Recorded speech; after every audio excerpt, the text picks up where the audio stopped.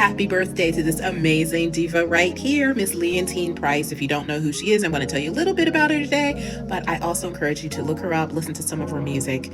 Just an amazing, wonderful talent. Another celebration of American opera singers who've made a significant contributions to the world of music, specifically opera, and to me personally.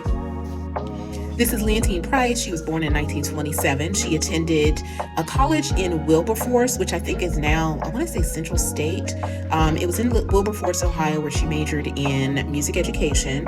Her teachers then encouraged her to audition for Juilliard School of Music, which she did. She got in. She was amazing. She was the star of so many of her student productions. One of the student productions, there was a composer, Virgil Thompson. If you don't know who he is, please go look him up.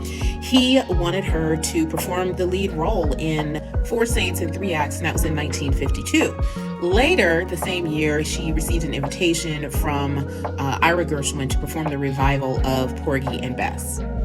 She made her operatic debut in 1957 with San Francisco Opera.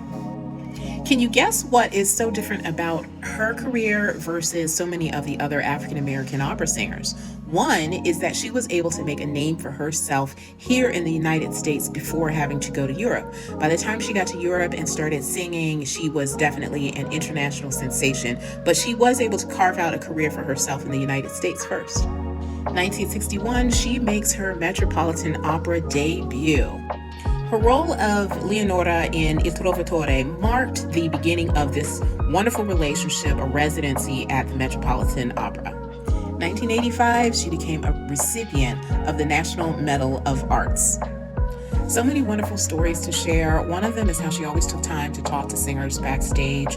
Also her, oh my gosh, I could tell you stories about how my mother and I used to show up at every concert and we'd show up to her book signings. At one point, my mom would go talk to her brother, which was her manager at the time. He would make sure that, hey, get in touch with me. I will make sure she is still on the right, just kept us going and encouraged. Anyway, this needs part two, so I'll see you in a few seconds.